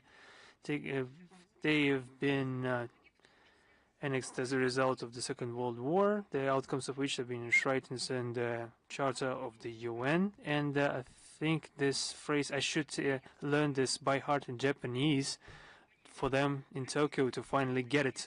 The Russian sovereignty over these islands is indisputable and is grounded in the international legal framework. As for the current situation in the Russian-Japanese relations, and who exactly is responsible for the degradation, I would only just remind everyone that this degradation has led to our relations falling to a very deep level. And in regards to those who is responsible, Tokyo is that due to the fact that they have ramped down all measures of interaction with Russia. Why did they do that? Because they, for some reason, connected it with the situation around Ukraine. Why did they do that, and for what reason? The question should be better asked to the Japanese representative. I think they were just ordered to do this by those. If we look at complement of the U.S. military base in Japan, the U.S. view this country not as a sovereign one, but one of their numerous backyards, or side yards, whatever they call it. I think that during the meeting of President Trump and Prime Minister Takaichi, this was obvious for everyone. The Japanese side should understand that the Japanese government should prove that they have rejected the unfriendly course towards Russia by some practical steps taken that should be recognized by us. Thank you very much. Thank you. Is the Chinese Media Corporation with us right now? Yes, Madam Zakharova. We had small technical problems with video. I will ask my question without camera. I see your background, but with pleasure I'll take your question. We have two questions today. This day, the two-day visit of Mr. Lavrov to Beijing has concluded when he had meetings with his counterpart Wang Yi. They have discussed relevant national agenda and bilateral relations. How does the Russian MFA evaluate the outcome of these meetings, and how this close coordination between Beijing and Moscow in the framework of BRICS, SCO, and the associations in the Far East requiring close coordination in strategic security? How is this developing? You rightly mentioned that the two-day visit of Mr. Lavrov to China has concluded. He met with the President of the People's Republic of China, Xi Jinping, and we had 4-hour conversation with his counterpart, distinguished Wang Yi. And the result, in the aftermath from those negotiations, there was a 1.5-hour press conference to Chinese journalists. It's available in the video or text format at our website. He responded to questions, and briefly I will use the quote of Mr. Lavrov to respond to your question. He said the following: Russia and China are playing a stabilizing role in those tendencies and that are currently fighting for survival in international life. And the key is in interaction, which has a stabilizing role to promote the ideals of justice, mutual, equal rights, non-interference into sovereign affairs of the other, respect for rights of peoples for the self-determination and the choice of their own path for development. And this is not simply enshrined in a bilateral style. It's enshrined in the UN Charter, which our countries are not canceling, are not trying to rewrite, and are not making excuses to not follow. On the contrary, we respect it, and we do everything to implement it and preserve it for future generations and active practical work. Thank you very much. I managed to fix my issues, and my second question is, as a key player in the world energy market, from the standpoint of international law, how does Russia evaluate the actions of the United States on the interception of ships navigating through the Hormuz Strait? Iran has already stated that such actions are infringing upon its sovereignty and are violating the UN Charter. Some countries have already been voting against this blockade. What threats are these actions can result in for the international energy security? We have already mentioned that the Persian Gulf countries are very important for world economy from the standpoint of shipments of energy resources, and so there are negative consequences of the American and Israeli aggression for the world energy and food markets and the sustainability of supply chains. Currently, we understand that everything is influenced by these actions. So in regards to the actions of the United States from the standpoint of national law, according to the UN Charter, the introduction of the maritime blockade is possible only through the corresponding resolution of the UNSC as one of the collective measures to restore and support national peace and security. Has anything been adhered to from that list? There has not been a single decision of the UNSC in that regard. If we are talking about the blockade of ports and coasts of Iran with the use of armed forces, such actions are unequivocally can be designated as an manifestation of aggression. The measures of the United States to introduce a maritime blockade of the Hormuz Strait, being it the interception of ships or blocking of Iranian ports, should be viewed as unilateral and illegal measures from the standpoint of both the UN Charter and international maritime law and law of the sea. This is not a interpretation of Washington of international legal framework that will only escalate the conflict. The legal character of the actions with the states doesn't mean that Washington can act in some sort of legal vacuum. In that regard, I'd like to remind everyone, including the US authorities, regarding the inadmissibility of violation of applicable norms of national humanitarian law when the American leadership, military leadership, is publicly saying the rules of warfare complete nonsense.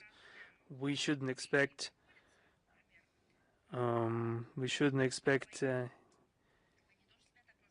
any a sound mind.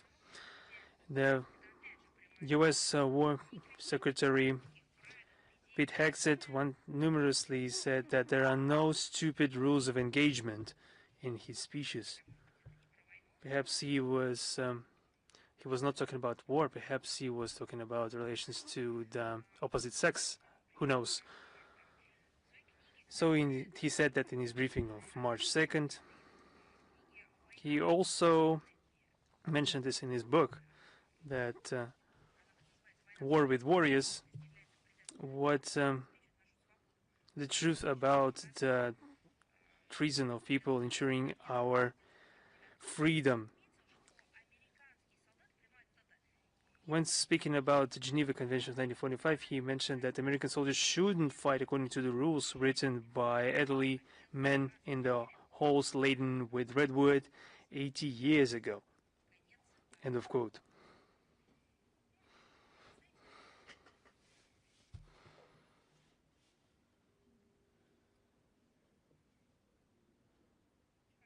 I think it's weird to think that since it was something was written a long time ago by some venerable men, that should mean that it has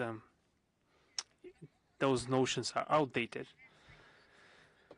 That way you can reach the very things that are civilizational code of entirety of humanity.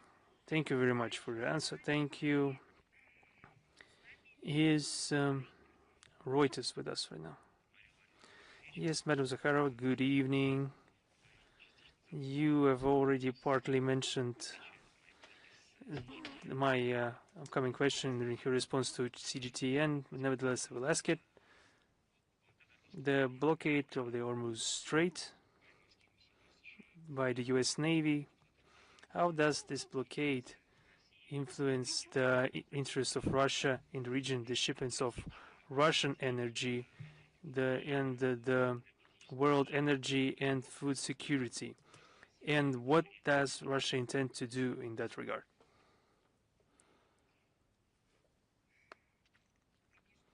Well, I don't know. You are surprising me or astonishing me or everything together. It's an interesting question. We already pointed out that the resources of the Persian Gulf countries have traditionally occupied a significant share in the world energy balance. The main artery for shipping of all those goods was the Hormuz Strait, and for more than a month already, the navigation of ships in the region has been practically suspended due to the unprovoked armed aggression of the United States and Israel against Iran. And this led to what this has led to and what their reactions. Let's look at the numbers. This deprived the world market of 1/5 of all oil. This deprived the world market of more than 30% of liquid natural gas and 40% of helium. And as I understand, it's not only about balloons, about color balloons, urea, 43% of urea, 44% of sodium, and ammonia, and many phosphates are also affected. We're talking about a significant number of enterprises, industries all around the world. And at this very moment, exactly when we see a nascent new harvest, new planting period, of course with some climate peculiarities, of course, but these supplies are in high demand. This conflict has also led to destructive consequences for the regional and global trade routes. This has damaged world energy markets, inflicted damage to the industrial and agricultural domains of many countries, decreasing their investment attractiveness. I would also point out the physical deficit and the price hike for energy, disruption of transport, logistical chains, the growing tension and, for state budgets and ordinary citizens. In regards to food security, the natural gas prices are negatively influencing the situation because it's used in nitric fertilizer, which has led to significant growth of price for these fertilizers since the beginning of the year. We are also seeing forecasts for the price hikes for basic food products, and there are some forecasts, if the situation continues in the same vein, for the lack of such food products. Previously, we saw a different situation, that everything was fine with the Hormuz Strait, but there was lack of harvest or drought or torrential rains on the other hand, or other cataclysm, etc., etc. We don't know the full extent of the consequences, but we need to hear the analysts, listen to them, the UN experts, for example, the people that are competent enough to publish their opinions. Different regions experience different influence of the conflict. There has been a very difficult situation in the Asian countries that are natural importers of hydrocarbons for the Middle Eastern countries, and immediately this created deficit for physical shipments of oil and gas.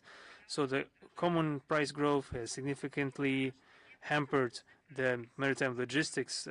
It's just terrible to hear those prices, and the same goes for the insurance companies and their premiums. This is a veritable tragedy for some operators.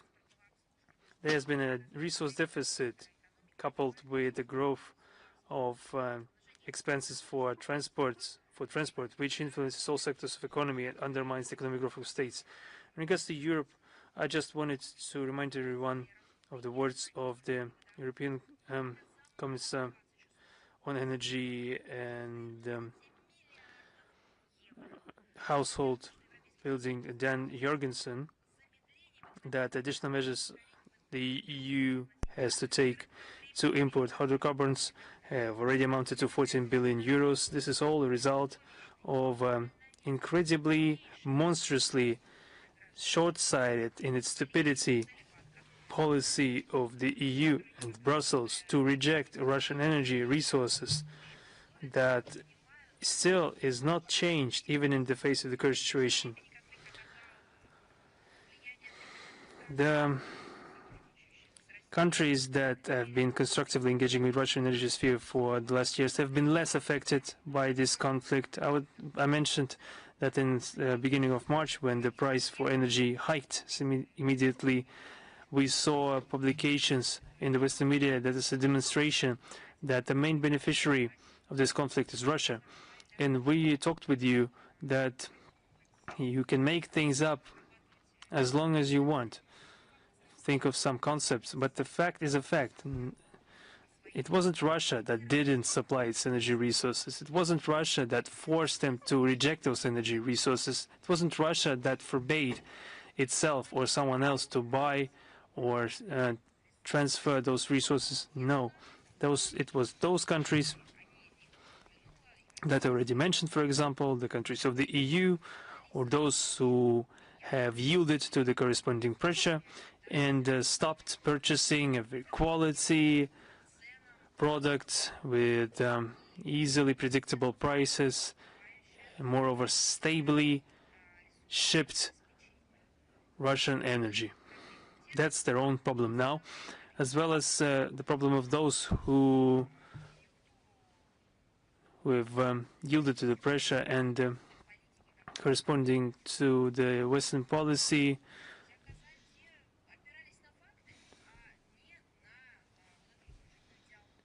So the ones who didn't yield, they actually became they joined the winning side. We're talking about the CIS countries that are stably importing Russian energy and fuel, fertilizer, electric energy, etc., which helps them to go through the current crisis and continue to carry out their political and societal tasks. There's, of course, one state that I just stated that they intended to withdraw from the CIS, namely Moldova, that rejected the constructive cooperation package with Russia and adopted the EU policy completely. There are, of course, some corresponding outcomes that they saw a physical deficit of fuel and the immediate growth in its price. Russia remains a responsible participant of the global energy market. We are fulfilling our obligations. We are open to the dialogue to maintain security, energy security, and prevention of the energy crisis. Thank you. Thank you. Is it Vestia with us? Good afternoon, Madam Zakharova. We have one question today. The leader of the TISA Hungarian party who won the elections on April the 12th, Peter Magyar, thinks that EU should lift sanctions against Russia. Let us quote him correctly. Yes. Right after the end of the conflict in Ukraine. Indeed. At the press conference in Budapest, he expressed a hope that the Ukrainian conflict will be settled peacefully. Can sanctions become the key factor in resetting relations between Russia and Europe? Can we return to the previous level of economic cooperation between Russia and EU in future? Well, let us see into the sanctions. What do you mean when you ask about this? I don't understand your question. What does this mean in your opinion? We have not introduced sanctions against the EU first. We only imposed sanctions as a response to their sanctions. We have always said that all the sanctions in Circumvention of the UN Security Council are illegal.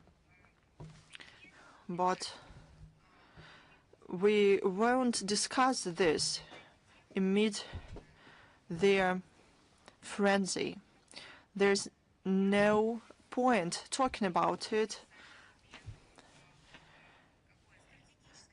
They defeated themselves strategically when they introduced sanctions against Russia. Now we can see that we have never done anything that can be a sign of Russia's aggression and our aspiration to have to wage any kind of economic wars. We will protect our economy, production. We will look for possibilities. We won't knock in the closed door, but we won't refuse interaction with anyone based on a mutually respectful and beneficial dialogue. Why talk about it now? There's reality, there's actions. We'll proceed from real facts and actions. Can we go back to the previous level of economic cooperation between Russia and the EU? There's no point talking about it. I'll remind you, all our leaders said that trust and to those who betrayed both themselves and our relations, who shook hands and at the same time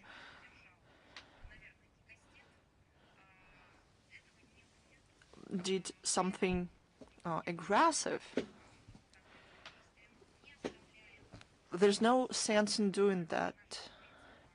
We won't abandon the principle of equal and mutually respectful dialogue with everyone who is prepared to have it. There's a saying of Sergei Lavrov. In their current stage, any conversation with them is not possible, simply because they first have to get over their emotions. This is a very good characteristic of their emotional state right now. There's one more quote of Russian President Vladimir Putin. He said that our country has never refused ties with the European Union.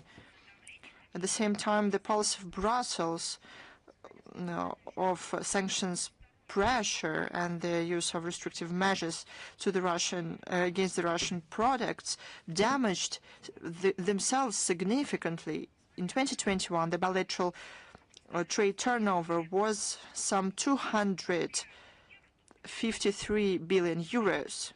Last year, in 2025, this figure was 58 billion euros.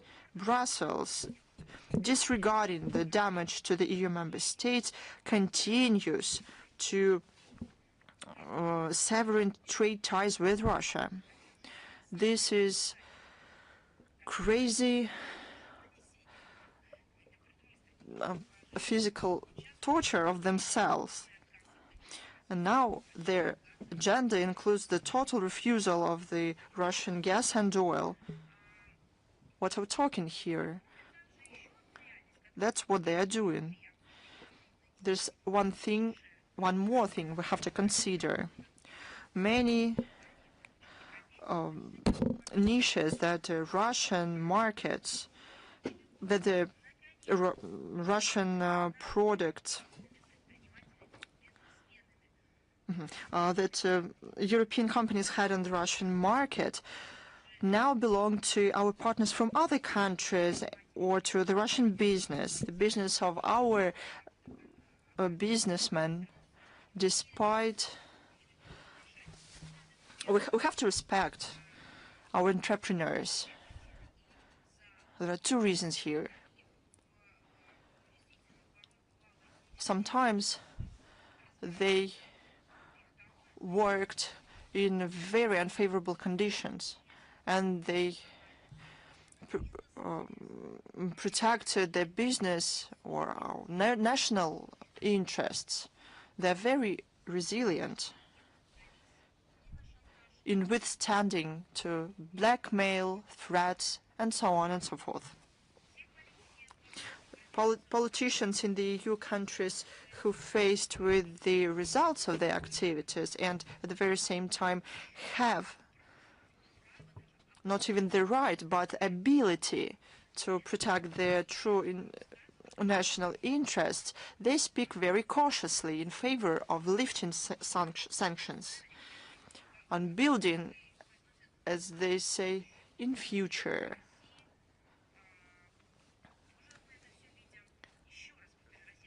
We all see this. Russia is prepared to develop contacts that reflect our own interests with certain member states of this alliance on the condition that the latter will follow the civilized methods of business and will abandon anti-Russian hysteria imposed by the Russophobes in the EU if they behave properly, follow the UN Charter provisions, and make business in a mutually respectful way when they finally remember the tips of their predecessors who cared about the prosperity of the EU, did not want the collapse of the EU.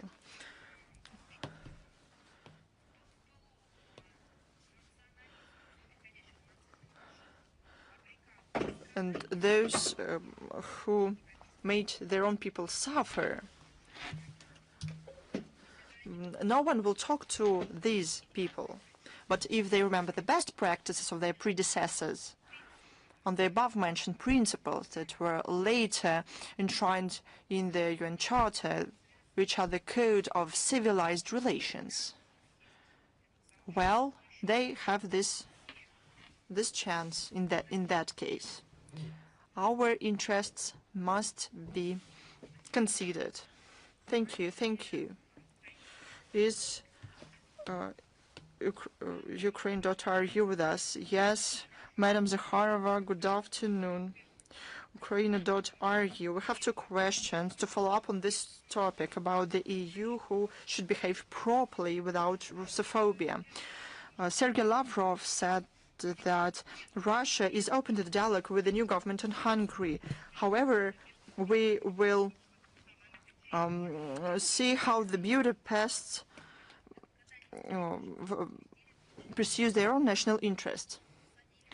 When the EU speaks about a lot of things they want a place at the negotiation table, or that they are about to call to Moscow, that some time ago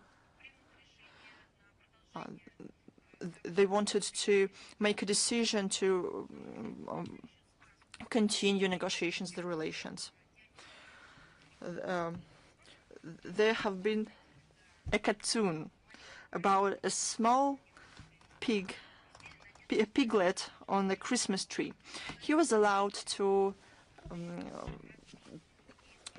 a party, but he broke everything there, and then he was banished from the party.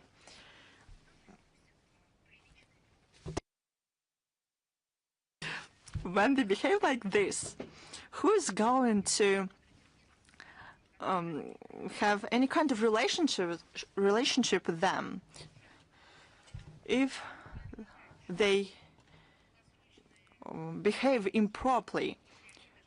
Who is going to give any kind of prospects to them if they betrayed their own interests? Even they first should learn to behave themselves in a civilized society, to be responsible for their own words. Today we talked about Emmanuel Macron a lot, for example. We remembered the agreements of the German leaders.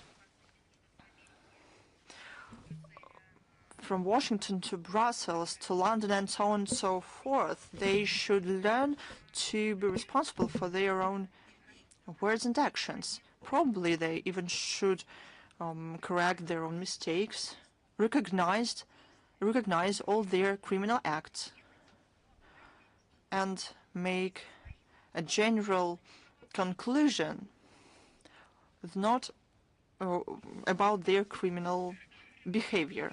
I am sorry, Madam Zakharova. I absolutely agree with you, and we don't need anyone else. This is just a fact. You talked a lot about Ukraine today, about those terrible things committed by the Kyiv regime.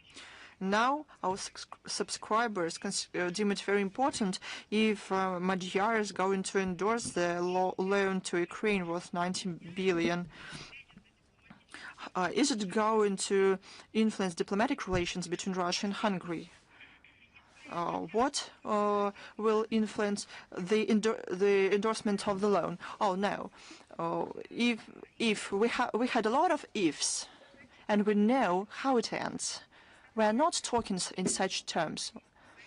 Any restrictive measures, as we said many times, damage the EU and their people. Look at the GDP growth of the EU. It is lower than the average in the world. Lower. It is very important.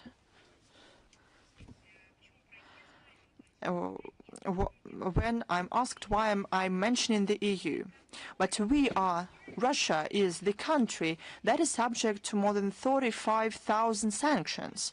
We are the country the hybrid war is waged against. The trade war is waged against us. But their loss of rates of economic growth is not caused by our aggressive policy, but by measures that they imposed against us or other countries. Do you understand the difference here? This is a very interesting paradox of our life. But in the Russian language, there's a saying,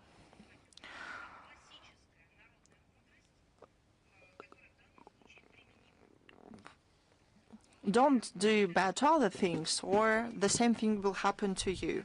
The GDP increased in the EU only by 1.5%.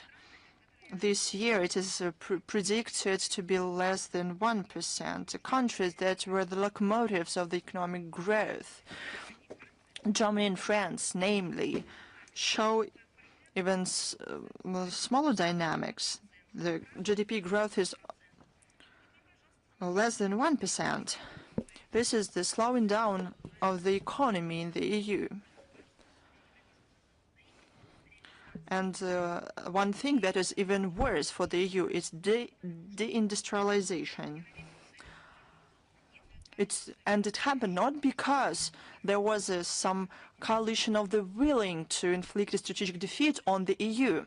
This is caused by their terrible incompetence. They allowed to strip themselves of a vital indicator of their own independence. They have always pursued the policy of colonialism against other countries, and now they de facto became colonized countries. And these are not my words. These are the words of the representatives of Belgium. He asked, what do they want, to continue being happy vassals or poor and sad slaves?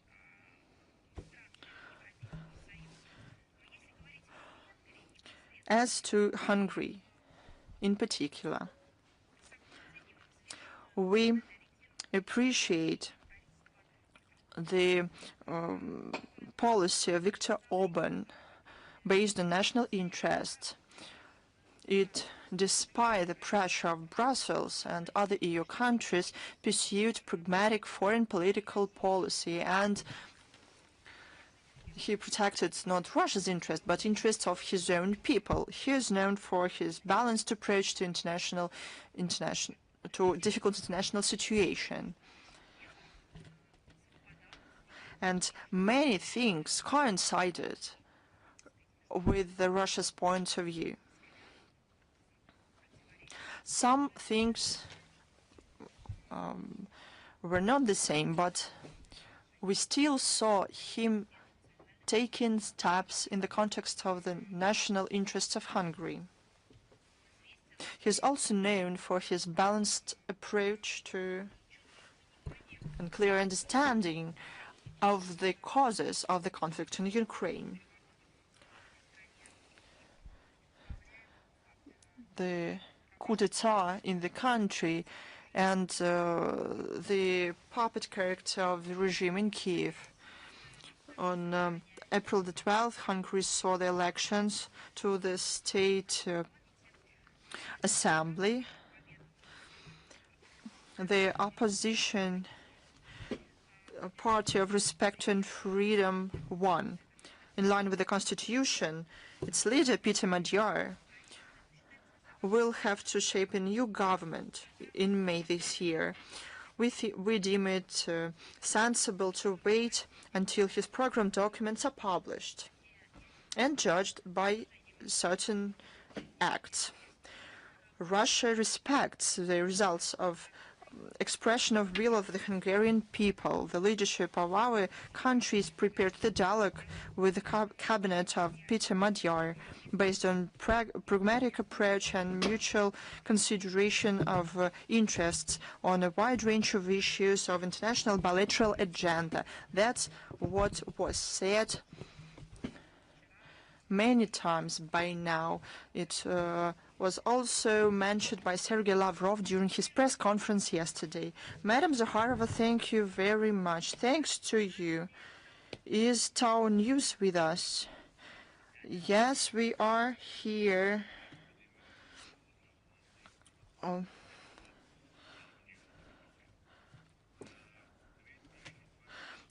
In 2026, relations between Georgia and the European Union remain tense. There's expectations that the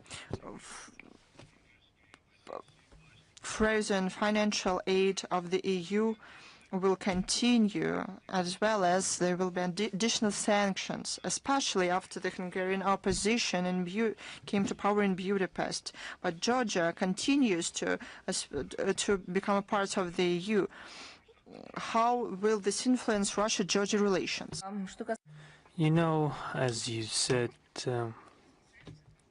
the persistent desire of Georgia to enter the EU, accede to the EU, perhaps this question would be better addressed to the Georgian authorities or people of Georgia. On our end, it's unclear to us how Tbilisi can be desiring to join an association that are using sanctions against Georgia, that are provoking it into a new, novel anti-Russian military adventures, and openly supposing the attempts to organize a coup d'etat in Georgia, who are trying to impose untraditional, non-traditional values alien to the Georgian people, forcing the country for the financial, economic levers to reject Georgia, to reject Georgian culture and its tradition. The EU is trying to force Georgia towards the abyss, a high cliff.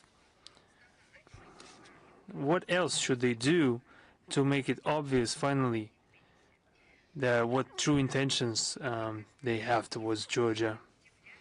So the policy of Brussels doesn't surprise us even a single bit. We have grown accustomed to them preferring neo-colonial methods based on sanctions and blackmail, demanding third countries complete unconditional submission. They are not even spending money anymore. They used to give some money, and now they are first making demands, and only then saying that we don't have any more money,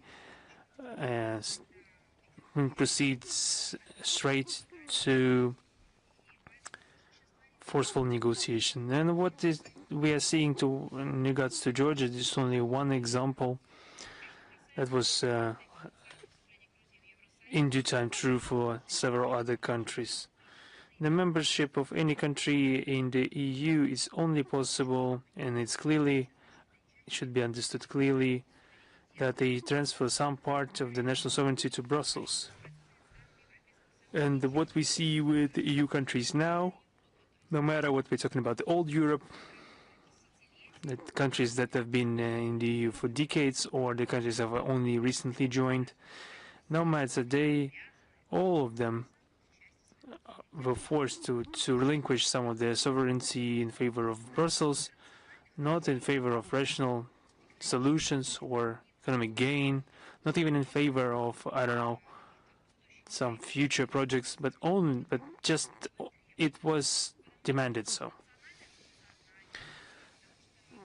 Not because of national conscience, not because of sovereignty and identity, because this doesn't mean anything for Brussels, because it shouldn't hamper the implementation of the collective Brussels project that is backed not by votes of Europeans or national interests of European countries, but a clear directive and political interests of the select group of people. We see at the head of the table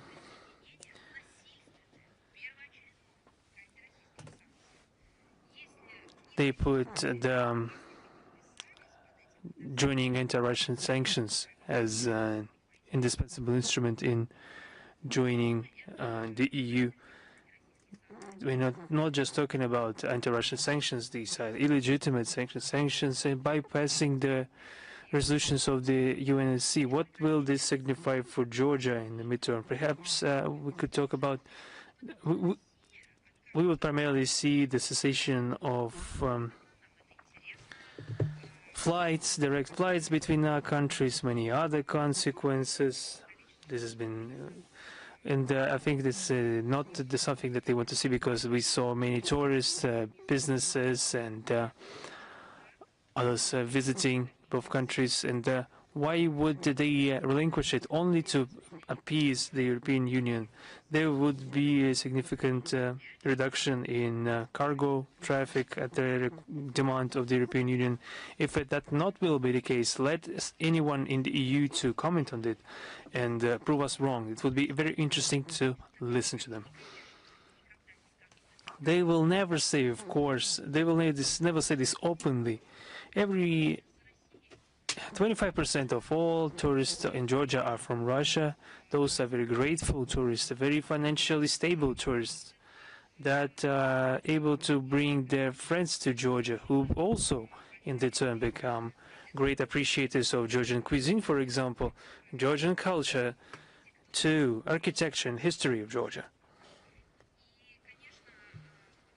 And the accession of Georgia to the EU, with the consideration of the destructive demands of the EU, would be significantly hampering the tourist industry of Georgia and would threaten the contacts between relatives living in our two countries, they would perhaps lose the ability to visit each other. Remember how everyone was going to some third country, so how much money was spent? That's what their goal is at the EU, to force people, entire countries and ethnicities to adopt these sanctions.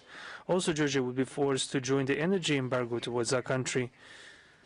I think this energy embargo is not towards Russia, but towards themselves, because the EU countries should have already forbidden themselves to use Russian energy. Russia is one of the most reliable suppliers of oil products and natural gas to Georgia. The sad situation we see with the energy market in the EU, I think we commented enough on that. Would it be better in their camp, not due to any particular actions on our part, but only because that's what they chose as their future? The accession to the EU would also mean Georgia losing its preferential trade regime with Russia and CIS countries that are main markets for Georgia. 70% of Georgian exports are sent not to European Union, but rather to the CIS countries. Not due to the fact that the products of Georgia is bad in any way. No, it is very good. We are active consumers of it. It would be due to the factors of of it being forbidden to ship goods to those countries. Also, Russia would be forced, and I would like to underline this fact, that we will be forced to include Georgia into the list of countries with unfriendly regimes and spread our economic measures with all corresponding consequences for Georgian producers of wine, mineral water and fruit and everything that's being brought into our country. Our country is also responsible for 80% of all grain used in Georgia.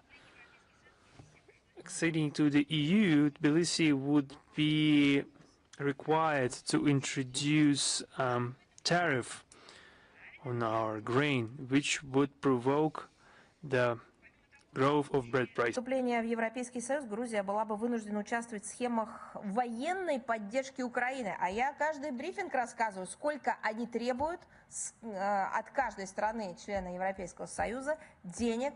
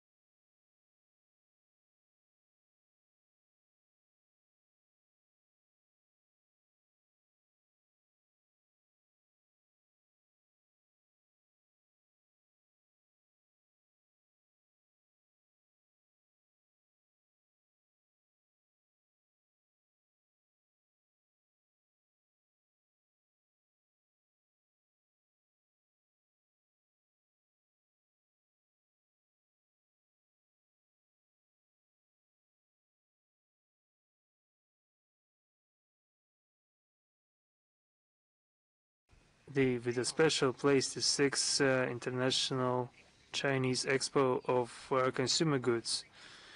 We are helping Russian business circles by any means to participate in this event. We hope this platform will provide more opportunities for entrepreneurs of both countries to familiarize with each other and broaden their interaction. We also invite our Chinese partners to participate in large expo events in territory of country. I'm talking about the St. Petersburg International Economic Forum, June 3rd, June 6th, in St. Petersburg, the Eastern Economic Forum, September 1st to September 4th in Vladivostok, the Caucasus Investment Forum from April 28th to April 30th in the city of Mineralny Vody, the Russian Energy Week. We still have time before it starts because it will take place on October 14th, 16th in Moscow.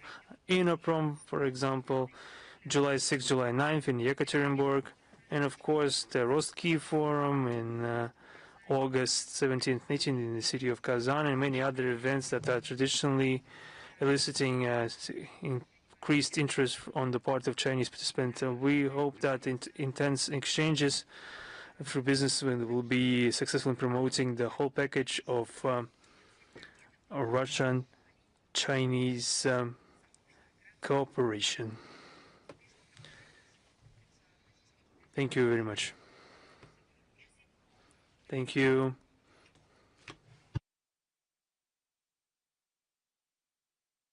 Is international reporters with us? Yes. I have two questions today. Recently, I was in the maritime memorial in Piero. They are practically rehabilitating Friedrich Gattenauer, Kriegsmarine